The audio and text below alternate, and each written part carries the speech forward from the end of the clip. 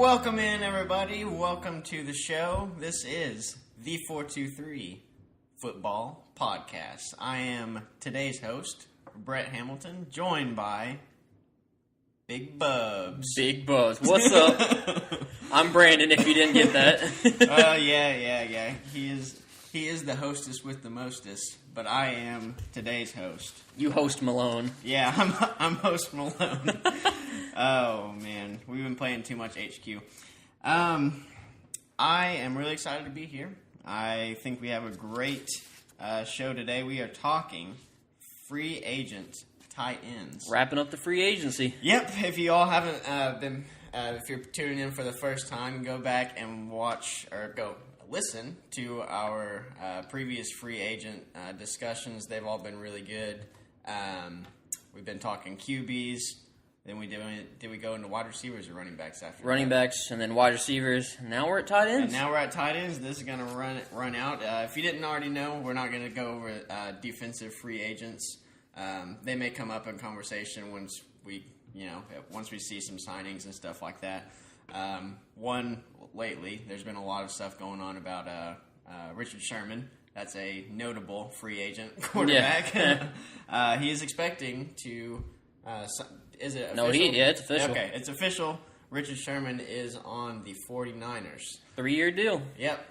So I want to know if how I just want to know the whole situation behind that. It seems like the Seahawks are just. I don't know what's happening to their defense. It's the same. It's a fire sale. It's Pete Carroll all over again. He did the same thing with USC. Everything just went down the toilet, and then Pete Carroll fell out there, and then he did it when he was coach of the Patriots back in the late '90s. Everything was falling apart, and got kicked out of there. So now it's the same old, same old. I guess it's unfortunate to see. We talk a lot about. Strong defenses, and the Legion of Boom has been a thing for a while now, and no more. You being the Packers fan, you've seen a lot of that, and I'm sure you're a little bit happy. Hey, we've handled it fine, other than one. I just love every year watching the Packers Seahawks game. I mean, I know it probably stresses you out, but it's always a good game. Well, just like I predicted, they're going to be third in the division this year, behind 49ers and the Rams. Oh, that's going to be wild. I can't wait to see how that pans out. Oh yeah. So before we get into the free agent tight ends, we're going to go through some news. Do you want to go through the trifecta of Browns trades that we got going on? Yeah, trifecta. Even more than that, I think there was a fourth one yesterday too. But over the weekend, Browns just complete overhaul right now, which they should be. This is what they should be doing. They go out and get Jarvis Landry, Tyrod Taylor, and Demarius Randall on Friday, and then Saturday they went out and got they sent Danny Shelton to the Patriots. So obviously Jarvis Landry, they just sent picks for him. Tyrod Taylor sent picks for him. I think it's still undecided whether Jarvis is going to play under the franchise tag. For the Browns, I don't really. Again, that's really. I don't know how that works. Trading a guy who's already been tagged, but I'll try to look more into that. And then the Browns send Deshaun Kaiser to the Packers for Demarius Randall, and they do all this without losing any of their first 4 picks. That was the most impressive part about all of that. That's crazy. They didn't lose anything. I mean, they improved their team dramatically, and they still have all of their first 4 picks. Yeah, they can go out and crazy. They can go out and get a quarterback. They can go out and get Saquon Barkley if they want. They can load up on defensive players, whatever they want, really. Yeah. So the question I was going to ask: what do you think the move for Tyrod Taylor is going to be? Do you think that he's going to be the locked and loaded starter, or is he just a complement piece at this point? See, normally I would say he would be the locked and loaded starter. They draft a rookie and then kind of learn under him. But Tyrod Taylor is unlike any of these quarterbacks other than Lamar Jackson. Mm-hmm. So I don't really... That's what I immediately thought of when I was trying to compare him to some quarterbacks coming in as rookies. He does have the play style like Lamar Jackson. Yeah, but I don't know. I think Tyrod does start maybe 2 or 3 games, but whatever rookie quarterback the Browns draft, And I sure hope they do, because if they expect Tyrod Taylor to be their guy for the future, they are sadly mistaken. Yeah. So, I think Tyrod, he'll start, I don't know, like 4 to 5 games maybe, and then one of these rookies will come in and take over the job for good. Yeah, it's pretty wild. Yeah, and I know I texted you a little bit as soon as the Demarius Randall trade went through. We were both a little bit salty about that one. I don't. Have you softened up to the idea yet, or are you still No, feeling about the same? Still about the same. I do agree that Kaiser's probably a little bit better than Brett Hundley. Obviously a bit younger, but one, they're not winning a Super Bowl without Aaron Rodgers. So it doesn't really matter who the backup is. Yeah. The only reason the Eagles were able to do that last year was because their defense was so good, and you just gave away our best corner. So that's not going to help anything either. No. So I guess, they moved up with some picks, but not really understanding it. But anyway, again, we talked about Richard Sherman signing with the 49ers. Rams are going crazy as well. We're talking about the Browns, but Rams acquired Aqib Talib from the Broncos for a 5th-round pick. So they have Aqib Talib now, Marcus Peters, and they signed Sam Shields, who's making his comeback, former Packers cornerback. So that secondary is filthy. That is a very good secondary, and they already, I think, tagged LaMarcus Joyner. Colts expected to move on from Dante Moncrief. Again, we're just giving you some updates from past free agents episodes that we talked about. And then the Panthers traded their cornerback Darryl Worley to the Eagles for Torrey Smith, so giving Cam Newton another pass catcher, more of a deep threat guy. Obviously, Devin Funchess was pretty much their only receiver last year, and Greg Olsen, obviously, at the tight end position. So, that's pretty much it for the news right now. Yep. So before we jump into Tiger just made a heck of a birdie putt.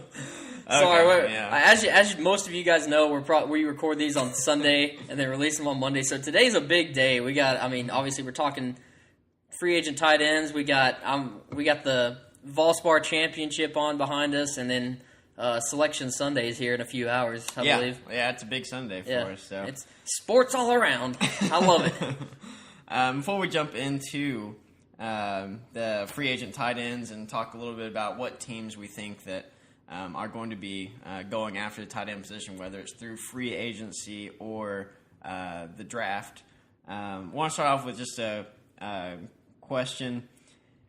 Do you think that NFL teams now are pretty much required to have a solid pass-catching running back to be successful in this league?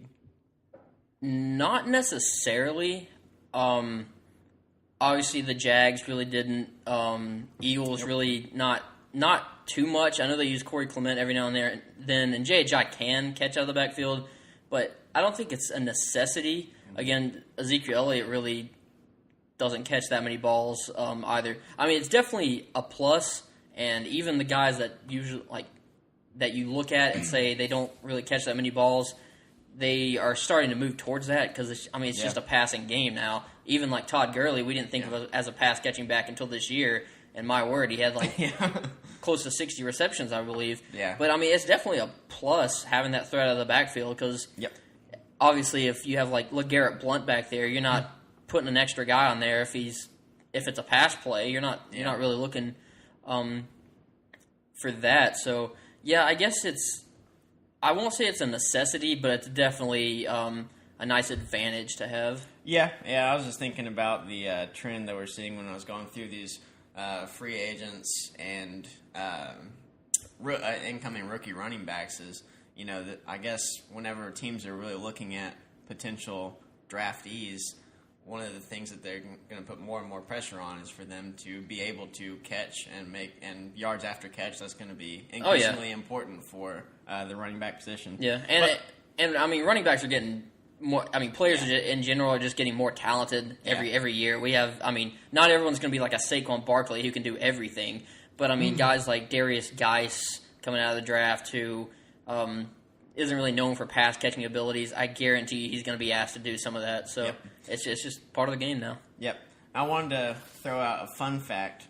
Out of all the teams in the playoffs, including the wild card, had a running back in the top 24 for receiving targets, except for one team, the Eagles. The Eagles. Jay Ajayi was the 49th most targeted running back. Running back.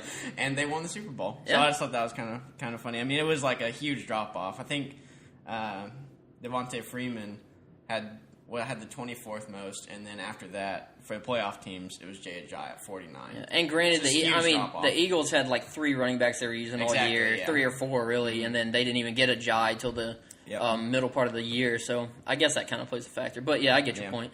Yeah. So what do you think? There's a lot of teams out there that need tight ends. A lot of teams out there that we know just never use tight ends. Very true. So what are a couple of teams that you think would be willing to either draft or go to free agency for the tight end position? Yeah, I like how you said willing to, because a lot of teams don't use them or already have some, but just use them so much that they want them. They're always interested in tight ends. So yeah, willing's a good word, but I guess Saints are pretty high on people's boards for tight ends. I know that's mainly because of one name in particular, which we'll get to here in a second. Packers, everyone always wants to send a tight end to the Packers. They really don't use them that much.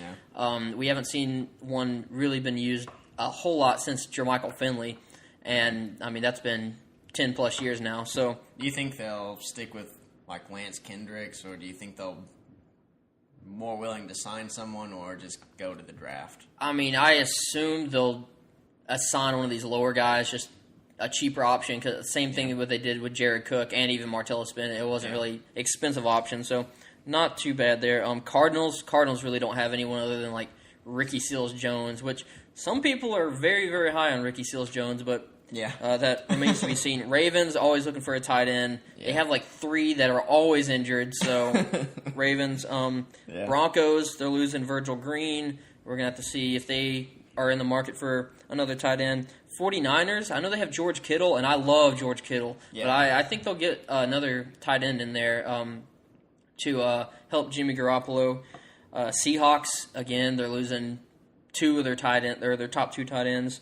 And then I guess Dolphins, you could say, and Patriots. Patriots are always looking for a tight end as well. Yeah, the Dolphins, and they're expected to release Julius Thomas, so they'll be hurting for a tight end. Yeah, and pass catchers. They just got rid of Jarvis Landry too, so they need someone to catch the ball. Yeah, the only other teams that I had down, did you say the Bears? I did not say the Bears, but yeah, that's a good one. because Zach Miller, had that huge injury. Yeah, so I've heard a lot of people high on Adam Shaheen, and I like the guy too. But adding depth is always a thing. Yeah, they'll definitely need to sign someone for depth. The Panthers, Greg Olsen is 33 years old, and he only has 1 year on his contract left. And Ed Dickson is a free agent, as he may show up later on in the episode. So not really, they don't need one right now, but they'll definitely have to sign someone for depth because they're losing Ed Dickson, and they have to look to the future. Who's going to replace Greg Olsen if you can replace him? Yeah. As he's been a very valuable asset for that team. So that about wraps up the teams we think that they need the most help at the tight end position. So, without further ado, let's get into the number 1 free agent tight end, Jimmy Graham. I don't think that's a surprise. The other Jimmy G. Yeah. He is 31 years old. We'll try our best to give ages because there's actually a lot of old tight ends that are free agents this year. Yes, there are. And age is a big part of what teams we think that they're going to go to.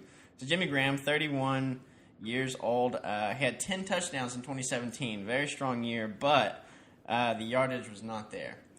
He actually had his lowest yardage total since his rookie year, which was 2017 was 542 yards. So that's not what you want to see out of Jimmy Graham.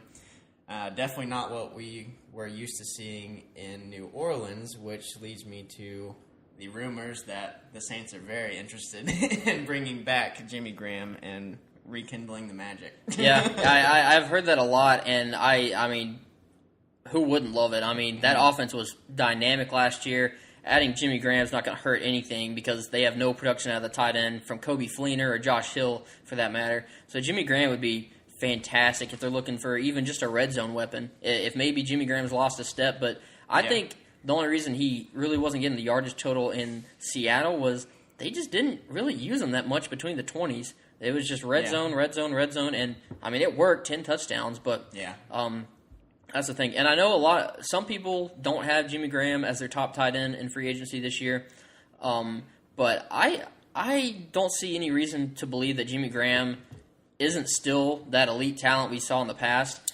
There's no one out there that I would put ahead of him. Like I don't even see very much of an argument for any of these guys other than age. Yeah, and that's why number 2 on our list we'll get to, but he's the only one I've seen a lot of people put in front of Jimmy Graham. But I mean, we saw what Jimmy Graham could do. He was without question his second and third year in the league, second, third, and fourth year into the league. He was better than Rob Gronkowski. Yeah, he was putting up stats just on par with him. He was more dynamic over the middle of the field. They were just right 1A, 1B, flip flop whichever year. But I firmly believe that Jimmy Graham, he's just the more athletic, better tight end. Now both of those guys have injury issues. Jimmy Graham with a torn patellar tendon. Yep. Still, I mean that's a very, very testy injury, and we don't really know the extent of the recovery process. He seems to be fine, but again, and Rob Gronkowski obviously dealing with back injuries and possible retirement. We don't know. Yeah. But, I mean, they're about the same age. Again, both very, very elite tight ends at one point in their career. So, I still think Jimmy Graham has it, and I do believe the Saints are going to make a strong push for him, and I think they're going to get him. So that's your predicted landing spot for him? Mm-hmm. I'm going to go... I figured you'd say that, so for the sake of being different, I'm going to go Texans. Texans, ooh. Yes. DeAndre Hopkins tried to recruit him via Twitter. I swear the Twitter recruitment game is getting out of hand. I know, it was so funny. It's crazy.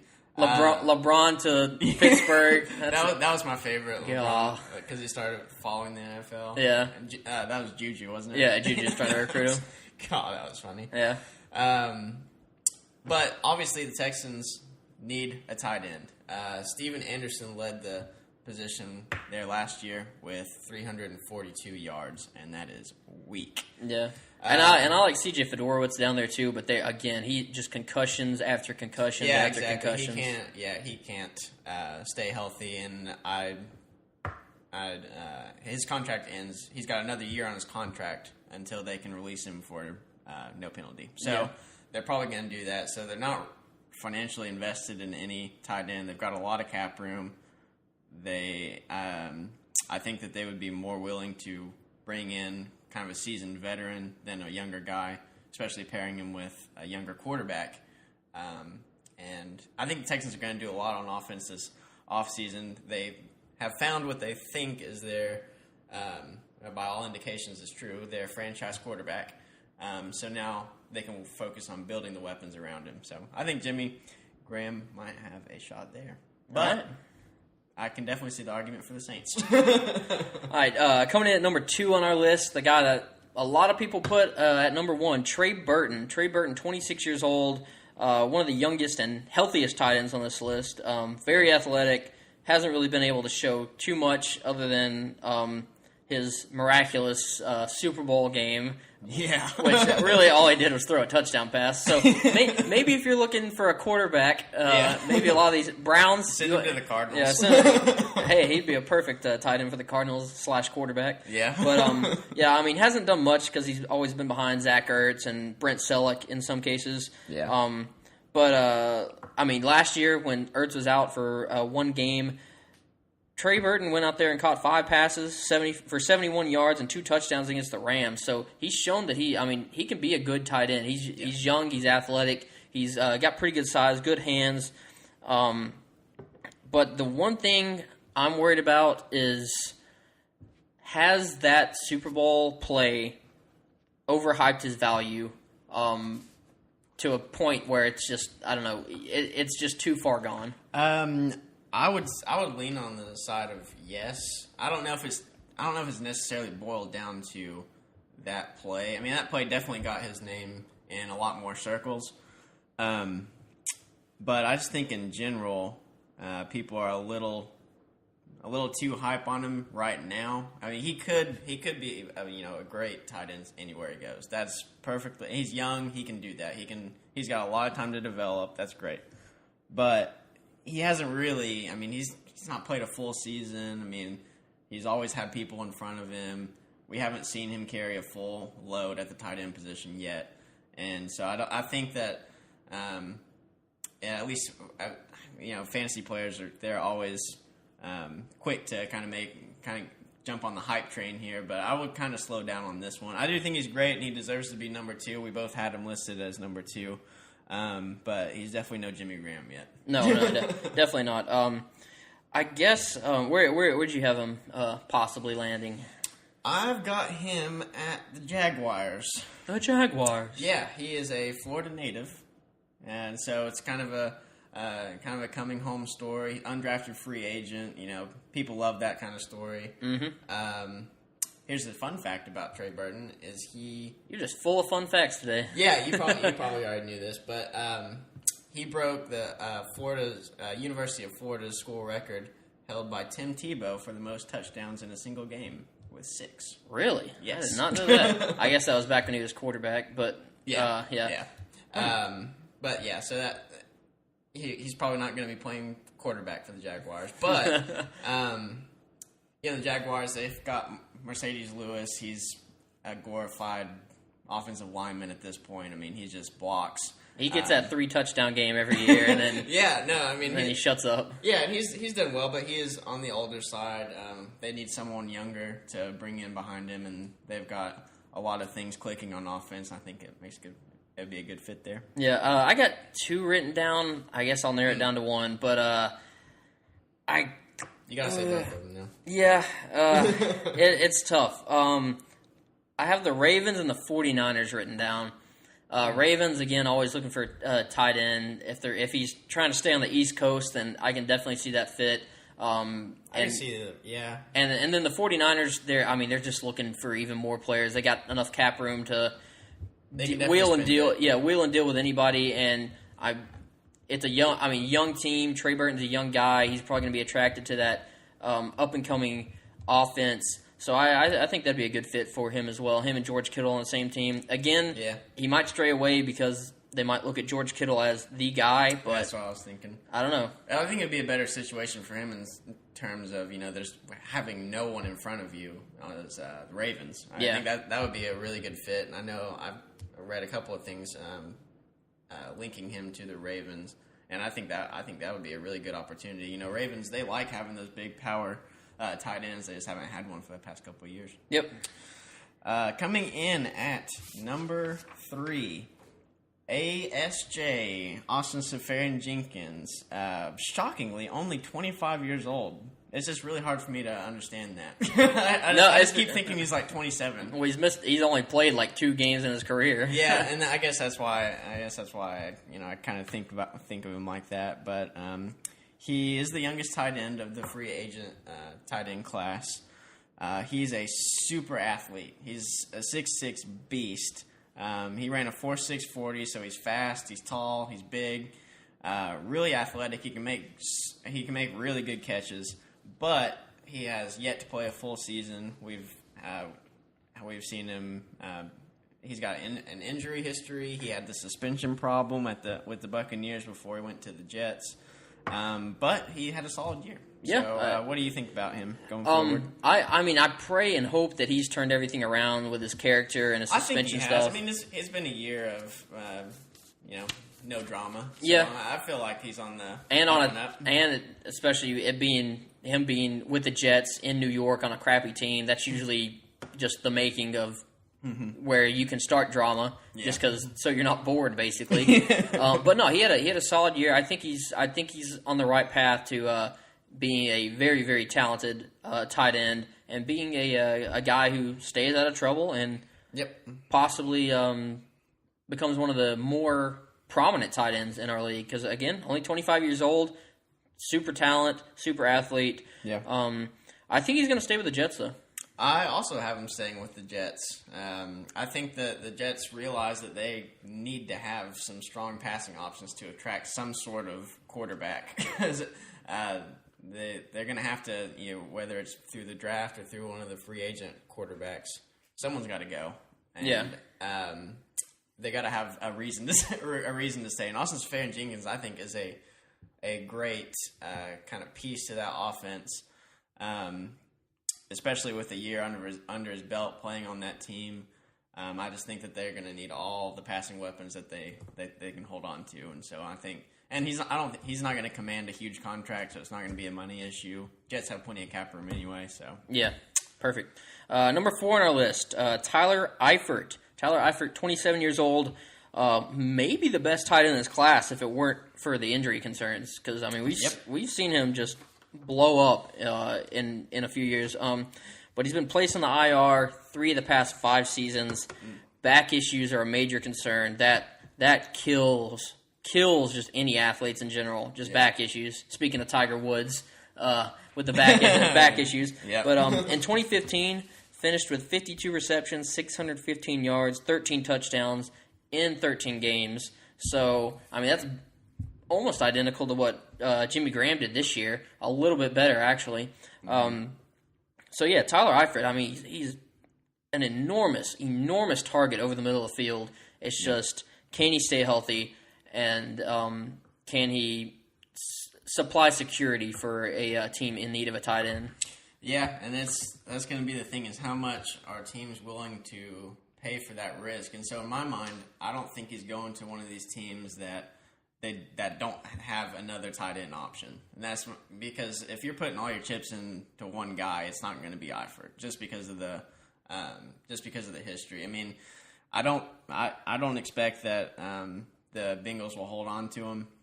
I think that would be kind of irrational to pay a guy what he's probably going to be worth after he's flashed greatness in 2015 and has since not done much. Yeah, and the Bengals have Tyler Kroft, who had a really good year last year without when Eifert was out. So, and he's pretty big as well. So I think they'd rather just stick with him than pay Eifert. I have him going to. Well, never mind. I messed up. You go ahead. All right. Well, I'm going to send him to the Cardinals. I think he'd be a good middle of the field option. Obviously, Larry Fitzgerald's tough enough to guard as it is, but add a second guy to that, and then you just have your 2 big guys in the middle and your speedsters on the outside. I think the Cardinals would be a great option for him. Ricky Seals-Jones, again, he's there, but not really sure how prominent he's going to be. And I think he's the only tight end they have on their roster at the moment, because I think they have a few free agents out there. But, Tyler Eifert going to the Cardinals, that's my prediction. I'm going to go with the Bears. Bears. Yeah, I think that they might be a little bit more willing to take on that risk since they're kind of building their team. They've got they got to see what they have in their quarterback situation. They've got, my mind went blank. Who's the tight end that they have right now? Adam Shaheen. Yeah, Adam Shaheen. So even if they don't have to rely on Eifert the whole time, I think that would be a strong option. Because I just don't see Eifert going somewhere and expected to be the guy no matter what. Just because he just can't stay healthy. He's only played 24 games in the past 4 seasons, and that's just pretty risky, I think. I compare him to the Sam Bradford from the QB class. That's a good prediction. Or a good comparison. Another risky player. Number 5, my favorite, Cameron Great. I think this is the last one we agree on in our rankings. Yeah. So far we were exactly the same in the top 5. Cameron Brate is 27. He's a restricted free agent. We saw him. He had another great touchdown year. He's had 2 back-to-back where he's just really he's been a monster over the middle and a red zone threat for the Buccaneers. He's our only restricted free agent on this list, so that's important to know. He's had 17 touchdowns in the past 3 seasons, which is and he's been in top 10 tight end in the fantasy for the past 2 years. He's super reliable. In 2015, he played 14 games. 2016, played 15 games. In 2017, played 16 games. Well, he's moving up. Next year, he's playing 17 games. Yeah, that's exactly what I was thinking. So I hope the Buccaneers hold on to him, so they're guaranteed to play at least one playoff game. But the big thing with him and the Buccaneers is they now have O.J. Howard, now second-year tight end, who flashed some impressive skills this season. Didn't quite have the acumen that Cameron Brate did, but I'm going to keep saying Cameron. Yeah, Brate. he just went ahead and said it. Yeah, I'm just going to say Cameron Brate. Why not? But what do you think about Cameron Brate? I'll let the less biased one. Yeah. Well, I mean, obviously, again, he's restricted, so the Buccaneers are going to keep him without question. But I do believe eventually they're going to move on from him, whether it be just cap issues and things like that. They have They have a decent amount of cap room at the moment. But I mean, if they start spending and anything like that, and obviously they're going to have to pay. If they plan on keeping Jameis for a long period of time, they'll hold on to him and have to pay him eventually. They just paid Mike Evans, and I'm sure more. I can rest a lot easier now. Yeah, more contracts are to come. But O.J. Howard is definitely the future tight end for that team. He's arguably the best tight end from last year's class, which was a monster class for tight ends. I mean, surprisingly. You could just name them left and right. But, yeah, the Bucs are definitely, at least for the time being, they're holding on to Cameron Brate. Yeah, I'd say that's most likely. If he did go somewhere, I would put him going to the Saints. Because he came from their practice squad in 2015. Oh, yeah, there you go. And their management has said a lot of really positive things about him, and they let a good one go because then they signed Kobe Fleener 2 years ago. Kobe Fleener for about the same amount that is estimated that Cameron Brate's going to go for. So which is about $7.5 million. So. If he goes anywhere, I would say the Saints stay in the division. Yeah. All right, number 6 on our list. This is where we start getting a little discrepancy going. I had him ranked at 6. I think you had him ranked at 10. Yep. On our list. Martellus Bennett. I'm not mad about it either. Martellus Bennett, 31 years old. If anyone should be mad about Martellus Bennett, it should be me for the crap he pulled last year. Yep. But anyway, had a great year in 2016. With the Patriots, catching 7 touchdowns, winning a Super Bowl. But then last year, health and age started to creep up on him, starting to be a little bit of a concern. But, I mean, when he is healthy, I mean, he's an enormous 6'7" target on the field, incredible red zone guy. We've seen it in the past where he was with the Bears, saw it with the Patriots. I'm sure a team can use him, and he's definitely not going to get the money he wants. Because, again, none of these guys in the lower end are probably going to get that money. But Martellus Bennett, I think he's still got a little bit left in the tank. Again, he's the same age as Jimmy Graham. He's not close to what Jimmy Graham can do, but he's got good size, and I still think he's got some more left. Yep. Where do you think he's going to go?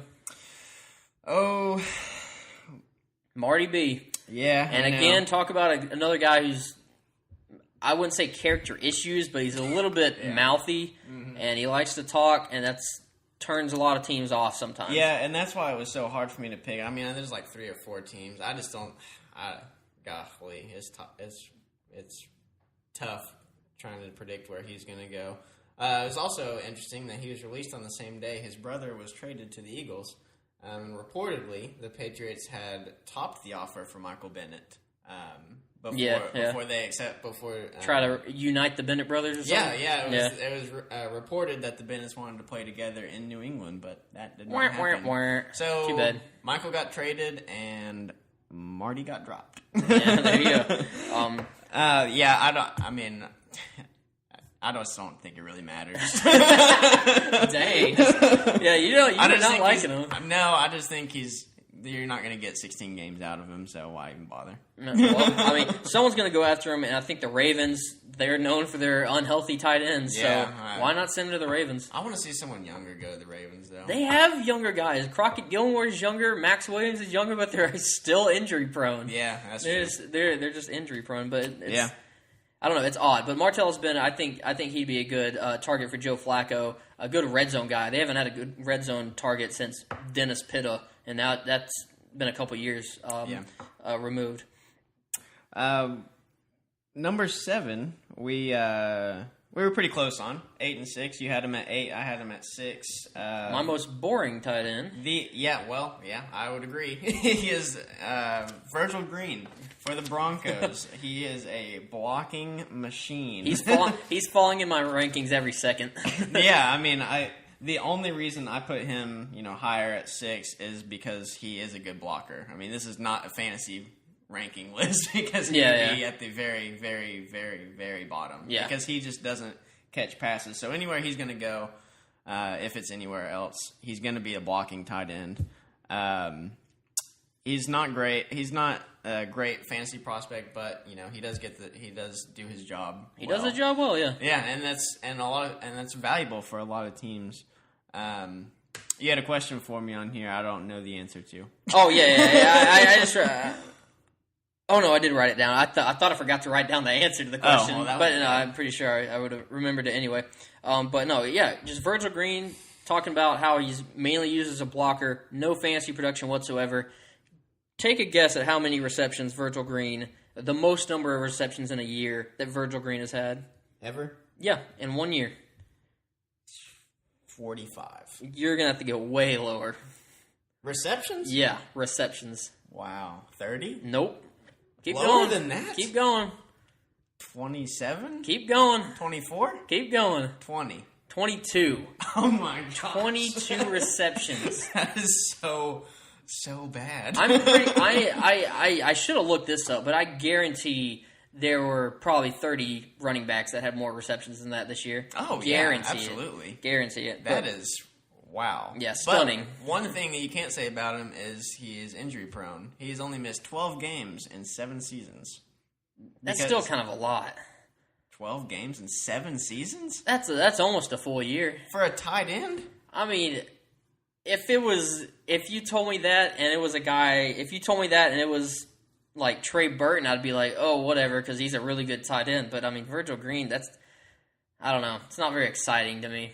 Well, yeah, I don't think 12 games is bad. I mean, when you talked about some of these other guys, like Martellus Bennett and Tyler Eifert. Yeah, but they're premier, pass catchers. They can, actually provide some good, offense. Virgil Green, I'm sending him to the Broncos. I'm going to fall asleep talking about Virgil Green if we don't move on. Yeah, I was going to stay with the Broncos. Yes, keeping him with the Broncos. Okay, anyway, enough of Virgil Green. Tired of that man. Antonio Gates, coming in at number 8. 38 years old. I think we both had him ranked pretty close. Oldest tight end in this group by far. Well, not by far, but I don't believe any tight ends ever played at the age of 38. Tony Gonzalez didn't play that till that age. Kellen Winslow didn't play till then. Dave Casper, if you're going to go back a billion years, he didn't play to that age. Back when they didn't wear helmets. yeah, that's probably why. But yeah, 38 years old. Still had a little bit in the tank last year when Hunter Henry was injured. But that's the big thing for the Chargers. Hunter Henry's going to be the guy. He is the future. I think he's one of the best tight ends in the league. If he can obviously stay healthy and get on the right track and keep going with Phillip Rivers. But can Antonio Gates still give a team a good player at the tight end position? It depends on what you ask him to do. I don't think he's no spring chicken, so he's not going to be running around like Trey Burton or any of these younger guys. Honestly, I think that he's in the perfect situation now. I mean, he's got a young up-and-coming tight end, Hunter Henry, behind him, he's mentioned. So they're not asking Antonio Gates to do a whole lot. I just think that it would be good. I like when players, retire on the team that they've played a long time on, like Antonio Gates. It's nice to see. It's very common now to see veterans go other places and play out their last 2 to 3 years, or if you're Brett Favre, the last 7 years. But I definitely like it whenever they stay with their team that they've been committed to. But I just think that there's not a better situation for him out there that I can see. Yeah, very true. That's why I got him staying with the Chargers. Yeah, me too. Number 8. Nope. Number 9. Nope. Number 9. Ben Watson. I was shocked. Another old man. I was shocked to see how old he was. I did not think he was that old, and I don't know why. What made me think that? But you had him at 10. I had him at 8. Honestly, if I had known his age, I probably would have ranked him a little bit lower. But 2017, he had 61 receptions for 522 yards and 4 touchdowns. So productive. I mean, it's nice for a tight end. You like to see 522 yards. That's not bad. 61 receptions, you'll take that. I mean, definitely. That's volume. And I don't know how many targets he had, but anytime you get 61 receptions out of a tight end, that's pretty good. He did 2 years ago. Was it 2 years ago when he tore his Achilles? Yes. 2 years ago, he tore his Achilles, and that's a hard injury to come back from. Very Honestly, hard. It's crazy that he's even playing now. Whenever you tear your Achilles at age 35 and then come back and play tight end at 37, I mean, that's crazy. It's like Kobe. Yeah. He's not the same. Yeah. And another fun fact, he was the winner of the Bart Starr Award this year. Was he? Yeah. I did not know that. Yeah. Huh. Interesting. That was a fun fact just for you. Yeah, thank you. I feel so happy. But yeah. Anyway, I got him going to the Dolphins if he doesn't stay with the Ravens. The Dolphins? Yeah. I'm gonna. He's gonna be one of those cheaper options. It's not gonna cost anyone an arm and a leg, and I think that he's gonna go to the Colts for a depth option. They need anybody behind Jack Doyle. I mean, he's put the tight end position on his back. He's put that offense on his back, honestly. Well, yeah, last year especially, but he's going to have someone behind him, and there's just nobody. Yeah. So I just think it'll be a depth move for the Colts. and I know I mentioned Martellus Bennett. I think I had him. I was sending him to the Ravens, and then obviously Ben Watson to the Dolphins. If I could see either one of those being switched, say Martellus to the Dolphins, and then Watson just stays with the Ravens. But I think I like one of those two on those teams. Yep. Rounding out our top 10, last guy, Ed Dickson. Ed Dickson, 31 years of age, so not too old. We both had him ranked very, very close. Solid, reliable tight end throughout his career, missing only 4 games in 8 years. Has never really been the premier tight end, but can be a decent complementary piece. And again, a lot of these guys are going to be just complementary pieces or backups. Especially the rest of the way. But Ed Dickson, I mean, he's done well with the Panthers. We saw him do well when Greg Olsen was out. Obviously, he's no Greg Olsen. Yeah, but he still racked up 437 yards this year. Yeah, so. and if he had a little bit better of a passer and Cam Newton, then maybe he would have done a little more with it. But Ed Dickson, I think he's going to hang around with the Panthers still. Yeah. I think they like what he can provide there. Greg Olsen, again, he's getting on the older side as well. And if injuries pop up with him, again, the foot injury last year, those foot injuries seem to linger just as much as anything else. So I think Ed Dickson will stick around with the Panthers. Yeah, I can see that. I think the Panthers are going to lean more towards the future and bring in a younger tight end, either in the draft or one of the free agents like we talked about. So I have Ed Dickson going to the Patriots because that will be a cheap option, very similar to Martellus Bennett, who they just dropped. He's probably not going to add a whole lot to the passing game. He's going to be a backup to Gronk, but I think he could provide some value in the run blocking game. So I could see Bill Belichick going after that. And the Patriots don't have a lot of cash to blow. So they need a cheeper option. Honestly, I could see any of these tight ends going to the Patriots, them making a move for him because the older ones. Yeah, well, any of them, even Jimmy Graham or Trey Burton. But yeah, I've maybe not Trey Burton. I don't think he ditched the Eagles to go play for the team that he just beat in the Super Bowl. But that would be kind of weird. Yeah, but I mean, I don't think they're going to get Martellus Bennett back.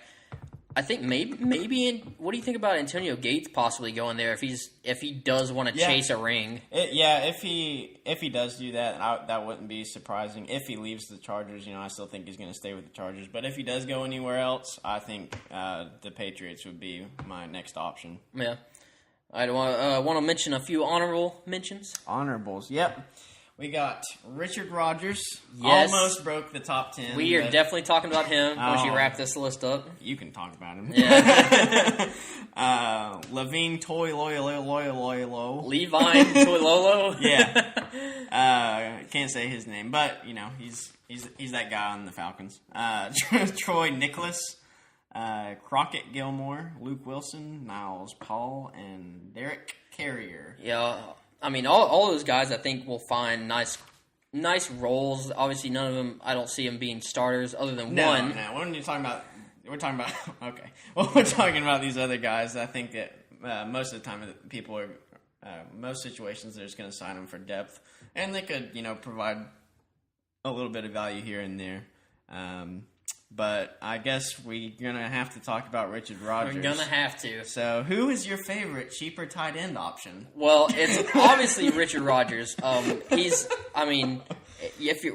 been talking about the age and all these tight ends. He's 26, same age as Trey Burton. So, if you're looking for a younger tight end, great option there. In fact, when we had our rankings, obviously we do our consensus to break down our top 10, but I had him ranked at number 6, and Brett. I'll just tell you where Brett had him ranked because it was had him far down there. Yeah, but I had him at 6. Just from what I've seen out of Richard Rodgers, one, he's never really had that prominent role. Again, he has about as much of a track record as Trey Burton has. So why is Trey Burton ranked so high and Richard Rodgers isn't? Richard Rodgers is arguably the most sure-handed tight end in football at the moment.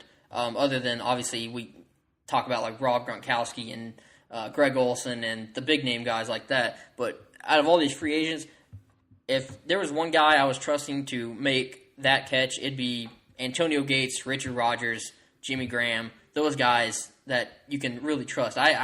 You don't see Richard Rodgers drop many balls. And again, he's never really been given the opportunity to be the guy. He had Martellus Bennett kind of wavering last year, and then Rodgers gets hurt, so Brett Hundley takes over, and Lord knows nothing's going to get done with Brett Hundley at the helm. Sure didn't. And then Jared Cook was there the year before that, so Richard Rodgers really hasn't had that much time to really show what he can do, and I've seen it. Like Aaron Rodgers and the Packers don't use tight ends often, so that's another knock on him, or on what his numbers show. But when he has been used, it has been very, very, very good stuff out of Richard Rodgers. So that's the only reason. That's my little pitch for getting Richard Rodgers paid. If not, then I'm very, very happy if he comes back to the Packers, and I'm crossing my fingers he does because he's just reliable. That's what you want especially out of a Packers tight end, because they don't use him much, and if you do go to him, you want him to catch it. Yeah, well, that's why I like Cameron Brate so much. He's another one of those guys. Cameron Brate. He opens up the field over the middle whenever you're in that crucial third down or a critical down. You know it's going to him, and you know he's going to catch it. We throw it up in the end zone, he's going to catch it, and that's why he's. I think those are very, very comparable players. Just like their size, they're really not the fastest guy. They're very sure-handed. No. Pretty good route running ability, good pass blockers and everything. They're very, very similar. Yeah, and both can. I think both will add value to whatever team that they sign with. I'm gonna go with Levine Toilolo. You just want to. You just want to say his name again. I did just one last time, but I'm just gonna call him Levine, like Adam, because I can't say the last name. He's 6'8", so he's a monster. He's only 26, like Richard Rodgers, like Trey Burton. again, similar to Richard Rodgers, he's always had the guy in front of him. The Falcons are invested in Austin Hooper now. The hoop is on fire. I mean, he rightfully so. I mean, he did well this year. The Falcons don't really use a tight end all that much. They don't need 2 6'5" plus guys. I mean, they're both really similar players. So I think whatever team Levine goes to, he's definitely going to add some value, and hopefully is it Levine or Levine? I don't know. I'm pretty sure it's Levine. I was just thinking about Levine. So well, that's a last name. You gotta. Yeah, I guess that's true. Once you move Maybe into the last Levine. name, I don't know. I'm gonna call his mom and we'll find out. Levine Toy. It sounds like something out of a Disney movie. Yes. So that was our favorite cheaper tight end options. Yep. Now, which tight end would be with which team, which combo would be the best for fantasy purposes? You can't say Jimmy Graham. That's exactly who I've that is off limits. But other than Jimmy Graham, who do you think? Other than Jimmy Graham to the Saints, because that would rain touchdowns. I'm going to say Austin Seferian-Jenkins staying with the Jets with Kirk Cousins. You took mine. Ooh, yeah, you had a little bit to that. Since you said that, I'll say Austin Seferian-Jenkins going to the Patriots. Okay. And teaming up with Tom Brady over there. I think that'd be great as well. But okay. Yeah, Austin Seferian-Jenkins, I think he's definitely the best fantasy option out of all these guys, other than Jimmy Graham. Oh yeah, if you get someone who, he developed over the year, they're going to bring in a new quarterback. That's what I said. If they can land Kirk Cousins, think Kirk Cousins and Jordan Reed. They had that. Kirk is used to throwing to the tight end already. Used to relying on that big body, and Austin Seferian-Jenkins is a big body. He is a big body. I would really like that combo. Yeah, that'd be very nice. Are we done? Yeah. Oh, yeah, that's all I had to say about ASJ. Awkward silence there for a second. I guess that's going to wrap up today's show. I don't know about you, but I'm feeling 22. I'm feeling 22. No, we will be back next week to talk. I guess. Yeah, we're gonna. Or how about this? We're just gonna plan it out right here. All right. What do you think about after we're done recording this one?